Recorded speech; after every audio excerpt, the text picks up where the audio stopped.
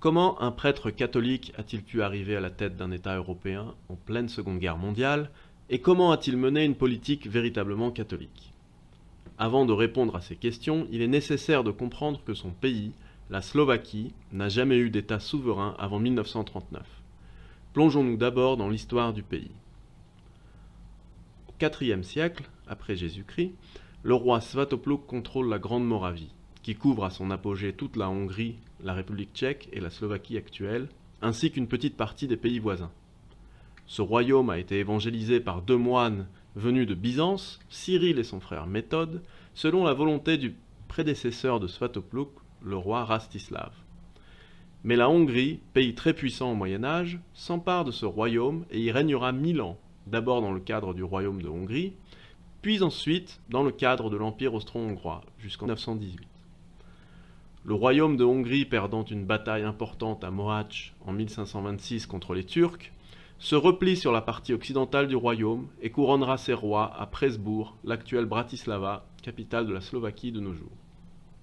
Cette ville sera aussi le lieu de résidence de l'archevêque d'Esztergom, primat de Hongrie, et une université jésuite y sera créée en 1635.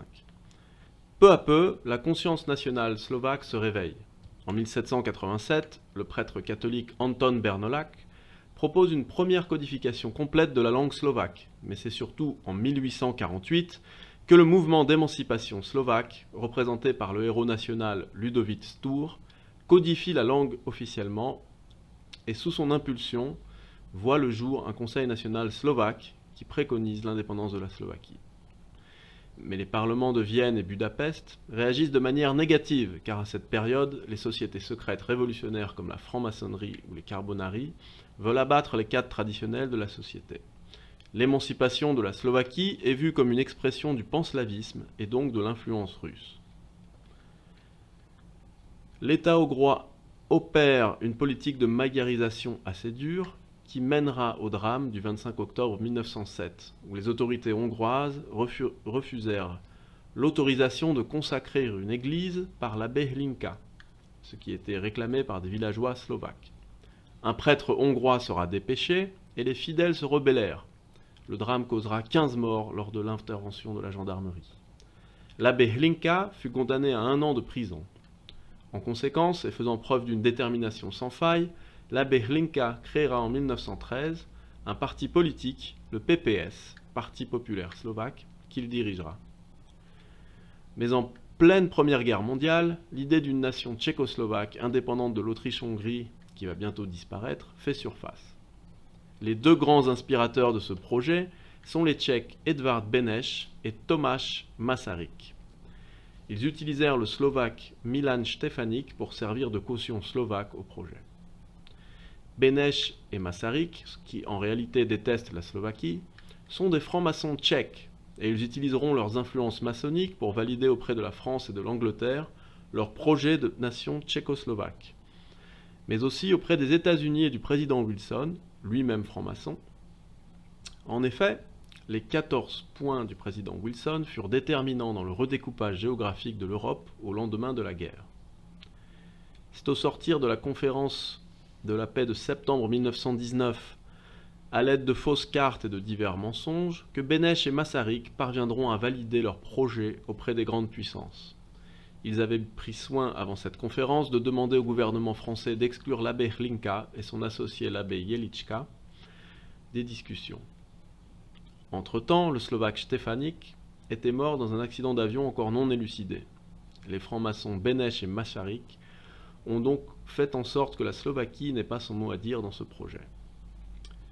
C'est le 10 septembre 1919 que le projet d'un État tchécoslovaque est entériné au traité de Saint-Germain. Au recensement de 1921, la Tchécoslovaquie comptait 13 600 000 habitants, dont la moitié étaient tchèques, un peu plus de 3 millions d'Allemands, un peu plus de 2 millions de Slovaques, 745 000 Hongrois et 46 000 Ruthènes.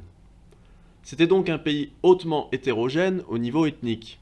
La Slovaquie souffra économiquement, elle représentait auparavant 18% de la production industrielle de la Hongrie, perdit le marché hongrois et se vit envahie par les produits de l'industrie tchèque. La Slovaquie devint presque une région coloniale de la République tchèque, provoquant une forte émigration, compensée par une émigration tchèque dans les régions slovaques, pour faire fonctionner l'État. La Slovaquie fut certes aidée par les compétences tchèques sur le plan éducatif et culturel, notamment pour l'amélioration de l'alphabétisation, mais l'esprit dominateur et arrogant des citadins tchèques, souvent protestants, contrastait avec le côté rural et catholique du peuple slovaque. À titre d'exemple, l'université de Bratislava fut même appelée Comenius, du nom de Jan Amos Komenský, et représentait symboliquement la domination du peuple tchèque sur les masses slovaques catholiques. Komenský était un membre de la secte protestante des frères tchèques, une déclinaison future des dangereuses doctrines proto-protestantes de l'église hussite de l'hérétique Jan Hus. Mais pire, Comenius est le fils spirituel de Johann Valentin Andreae, théologien, alchimiste et occultiste, qui était l'auteur des premiers manifestes rosicruciens. Les bourses d'étudiants étaient souvent données aux Tchèques, la langue slovaque fut abolie dans le texte de loi, et la politique centralisatrice tchèque du gouvernement fut responsable de la montée du mécontentement de la minorité slovaque. C'est dans ce cadre que le Parti populaire slovaque, le PPS, dirigé par l'abbé Hlinka, représente l'opposition. Mais en 1938, l'Allemagne d'Hitler commence sa politique d'expansion territoriale avec l'Anschluss. La minorité allemande en Tchécoslovaquie, appelée Sudète, finit par rejoindre l'Allemagne à la suite du traité de Munich du 29 septembre 1938. L'historien Joseph Mikus nomme précisément le franc-maçon Beneš comme responsable de cette perte de territoire. Tout en étant largement partagé avec Hitler, la responsabilité de M. Beneš à Munich n'en reste pas moins évidente. La sagesse politique aurait dicté d'accorder aux Allemands des Sudètes, au moment opportun, des concessions raisonnables dans le cadre de l'État tchécoslovaque qui leur était étranger. M. Beneš, qui n'avait jamais été disposé à s'attaquer à ce problème, donna ainsi aux Allemands des Sudètes un prétexte tout trouvé pour se jeter dans les bras d'Hitler. Fin de citation. La Pologne, elle, profitait de l'occasion pour récupérer des zones peuplées de Polonais, et la Hongrie s'emparait de 10 000 m² au sud du pays. Le caractère artificiel de la Tchécoslovaquie devenait une réalité aveuglante. Beneš, devenu président depuis la disparition de Masaryk, présenta sa démission le 5 octobre 1935. Le lendemain, 6 partis politiques slovaques, sous l'impulsion du PPS, déclaraient l'autonomie de la Slovaquie. Un gouvernement autonome slovaque fut reconnu par le Parlement de Prague le 19 novembre 1935, dont le Premier ministre était Monseigneur Tiso. La Tchécoslovaquie devint officiellement la Fédération de Bohême-Moravie, Slovaquie et Ruthénie subcarpatique. Mais cette nouvelle entité ne convenait pas à l'Allemagne, maîtresse de l'échiquier international à l'époque, et elle profita d'une erreur de Prague pour la dissoudre. Le 9 mars 1939, le gouvernement tchèque prononce la dissolution du gouvernement autonome slovaque et arrête 250 personnalités slovaques, dont Monseigneur Tiso, qui sera placé en résidence surveillée dans un monastère et sera surveillé par l'armée tchèque. Hitler décida alors de convoquer Monseigneur Tiso à Berlin, qui entre-temps s'était évadé. Il lui donna le choix entre deux options, soit la création d'un État slovaque, dont la sécurité serait garantie par l'Allemagne en cas d'alignement sur Berlin, soit le partage de la Slovaquie par l'Allemagne, la Hongrie et la Pologne. Monseigneur Tiso, contraint et forcé, fut donc obligé d'accepter ce qui lui paraissait être la moins mauvaise solution, l'indépendance d'un État slovaque. Ce fut chose faite le 14 mars 1939, 6 mois avant le début de la Seconde Guerre mondiale. Le lendemain, des troupes allemandes marchèrent sur Prague. Un satellite du Reich, le protectorat de Bohême-Moravie, sera installé à sa place. Hitler réussit donc à désintégrer l'ancienne Tchécoslovaquie du traité de Saint-Germain. Monseigneur Tiso est né à Butcha, au nord de la Slovaquie, en 1887. Son père et sa mère sont agriculteurs, et il est le deuxième enfant d'une famille de 7 enfants. Il entra au grand séminaire de Nitra et obtint son diplôme de théologie au Patzmaneum de Vienne, où il eut comme professeur Monseigneur Seipel, futur chancelier de la République d'Autriche du gouvernement Dollfuss. Il fut ordonné vicaire de paroisse, puis prêtre du village de Banovce. Après avoir été brièvement aumônier militaire pendant la Première Guerre mondiale, il devient directeur de conscience au séminaire diocésain de Nitra. En 1919, il fonde la section régionale de Nitra du PPS, alors dirigée par l'abbé Hlinka. Battu en 1920 aux élections, il est élu député au Parlement de Prague en 1925 et devint ministre de la Santé en 1927, en accord avec la frange catholique du PPS qui cherchait un moyen de conciliation avec le pouvoir en place. D'autres courants du PPS étaient clairement plus radicaux et se rapprochaient du fascisme, tel que le courant représenté par Wojciech Tuka. Tiso prit la tête du parti en 1938, date de la mort de Hlinka, puis devient chef de l'État slovaque indépendant en 1939. Tiso est un homme instruit qui prend part au destin de sa nation par dévouement plus que par goût du pouvoir. Contrairement à beaucoup de pays satellites du Reich, Tiso n'a fait aucune concession à l'Allemagne pour garantir le bien de son peuple, mis à part le fait de suivre Berlin dans sa politique étrangère. Le peuple slovaque se réjouissait de l'indépendance de son pays, en dehors des minorités hongroises bien évidemment. À l'époque, la majorité de la Slovaquie est très rurale et assez pauvre. Le travail des milieux sociaux défavorisés fut protégé et le pays fut organisé en corporations indépendantes. Le concept de lutte des classes fut éloigné. La Constitution, certes d'inspiration en partie libérale, se fondait aussi sur les encycliques Rerum Novarum de Léon XIII et Quadragesimo Anno de Pie XI. Ces deux encycliques forment l'ossature de la doctrine sociale du catholicisme, exposant à la fois les dérives du capitalisme envers les couches sociales populaires, mais aussi les dérives du socialisme athée. Le préambule de la Constitution disait « Protégée par la Providence, la nation slovaque s'est maintenue depuis des siècles sur l'espace qui lui est réservé, et, avec l'aide de Dieu Tout-Puissant, elle s'est organisée en État libre. » Il y avait bien quelques inspirations de traces nationales-socialistes, notamment à cause de l'influence des radicaux qui pouvaient graviter autour de Tiso.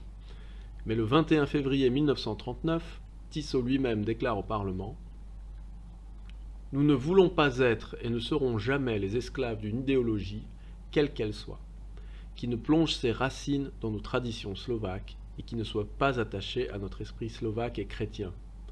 Notre seule idéologie est celle qui défend les intérêts matériels et spirituels de la nation slovaque.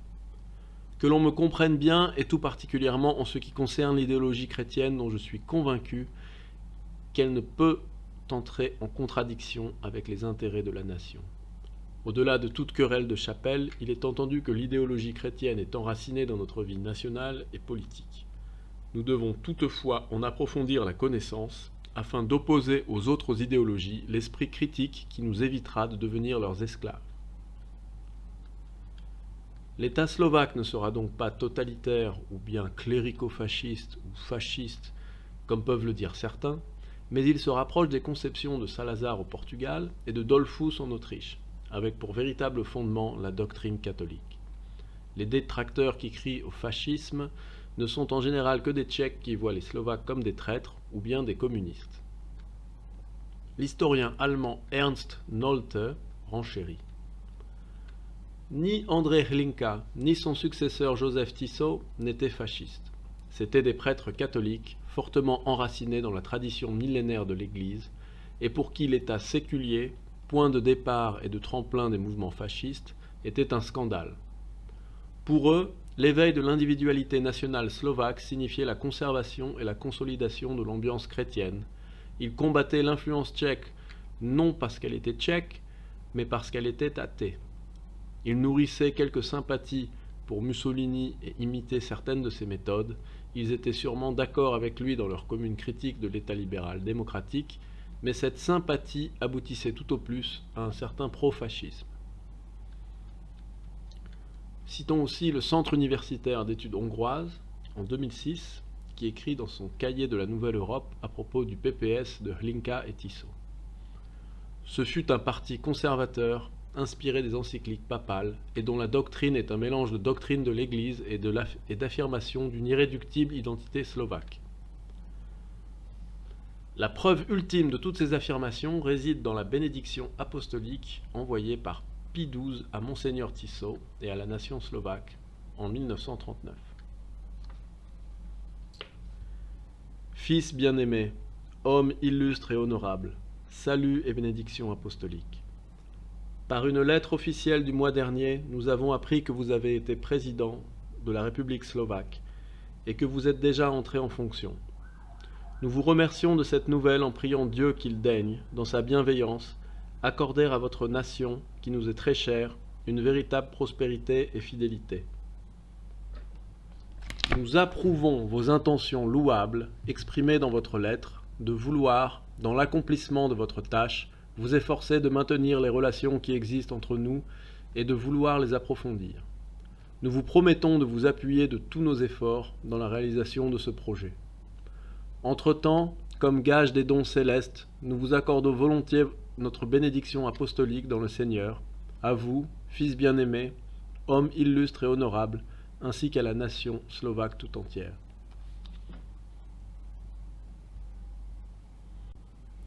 La priorité de Monseigneur Tiso pendant la guerre mondiale sera de limiter l'engagement militaire qu'il doit honorer après le traité de 1939 avec l'Allemagne. En termes diplomatiques, la Slovaquie est sommée de rejoindre le pacte tripartite de 1940, puis le pacte anti-Comintern de novembre 1941. Sa participation active pendant la guerre se limite à autoriser la Luftwaffe à utiliser ses aéroports sur le front contre les Polonais et à mobiliser 20 000 soldats sur le front soviétique. Mais tout s'accéléra lorsque Tuka déclara, sans concertation préalable avec Tiso ou le gouvernement, la guerre à l'URSS. Tiso dut alors multiplier les manœuvres d'attentisme et de concession pour ménager à la fois les milieux germanophiles et la frange radicale du gouvernement. Profitant de l'éloignement de la Slovaquie des combats, Tiso mit en place de vastes plans de développement, routes, voies ferrées, barrages, canalisations, électrification. Les progrès se firent aussi sentir au niveau de la production industrielle et de la production agricole. La couronne, la devise locale, resta forte et la balance du commerce extérieur était excédentaire. L'économie nationale enregistra un taux moyen d'expansion de 6%, chose grandiose en temps de guerre. Les salaires ont été augmentés, les allocations familiales introduites et l'équipement hospitalier amélioré. Durant toute la guerre, l'accès à la nourriture fut garanti. Du point de vue culturel, l'école polytechnique, une faculté de sciences économiques et une académie des sciences et des arts furent créées. Le système scolaire s'améliora ainsi que l'édition littéraire. L'historien Stanislav Kirschbaum écrit ceci. Il semble que le gouvernement slovaque accusait des succès assez impressionnants sur le plan économique et social. Même si le partenaire prédominant était l'Allemagne, il n'en reste pas moins que le gouvernement de Bratislava menait le peuple slovaque loin sur la voie du développement national et de la modernisation. Les raisons de cette réussite, au-delà de la compétence certaine du gouvernement Tiso au niveau économique, sont aussi à mettre au crédit de la politique modérée de Monseigneur Tiso envers les corps a priori rebelles. Le parti communiste fut certes interdit, car soumis à l'URSS, mais les écrivains communistes pouvaient publier leurs écrits. Les protestants, en dépit de leur soutien à Prague avant l'indépendance, ne subissaient aucune entrave à leur culte. Il n'y eut aucune épuration ethnique, ni aucune condamnation à mort pour des raisons politiques. La seule question épineuse restait celle des ressortissants juifs. Tuka, ainsi que le ministre de l'Intérieur, Alexander Mack, plutôt sur la même ligne que Berlin, prêta avec insistance pour l'instauration d'un code juif. En 1942, les autorités slovaques furent contraintes à la déportation de 80 000 juifs, que les Allemands affirmaient vouloir installer comme main-d'œuvre en Pologne. La décision n'a jamais été prise par Tiso lui-même, mais le Parlement utilisa un subterfuge pour faire passer cette loi sans son accord. Monseigneur Tiso n'était pas naïf, il reconnaissait tout de même, comme tout bon catholique, le rôle parasitaire des Juifs lors de son discours de Holich en 1942, ainsi que le fait que les Juifs sont les ennemis historiques des catholiques. Ceci dit, il limita ses déportations via l'entremise du Vatican et de la Croix-Rouge internationale. On estime qu'il donna, dans sa grande humanité, 9000 dispenses et a pu donc sauver environ 35 000 Juifs de la déportation. Ceci dit, sa marge de manœuvre fut réduite en août 1944, date de l'insurrection d'août 1944. Au début de l'année 1944, l'armée rouge déferle sur l'Europe, et l'Allemagne et ses alliés peinent à la contenir. C'est alors qu'au cœur de la Slovaquie, une insurrection a lieu à Banská Bystrica. Tous les opposants de Monseigneur Tiso, pourtant très populaires, qu'ils soient communistes, prisonniers de guerre, évadés des camps allemands ou bien réfugiés en Slovaquie, se regroupent et très vite, les communistes prennent le contrôle de cette insurrection grâce à l'appui de parachutistes soviétiques. L'historien Joseph Mikus écrit « Le dit soulèvement est un des sujets les plus controversés de l'histoire moderne slovaque. Il ne fut ni soviétique ni national, mais comme il a pourtant donné aux soviétiques l'occasion de prétendre qu'ils avaient l'opinion slovaque pour eux, ils ont pu y justifier l'imposition d'un système communiste dans le pays entier.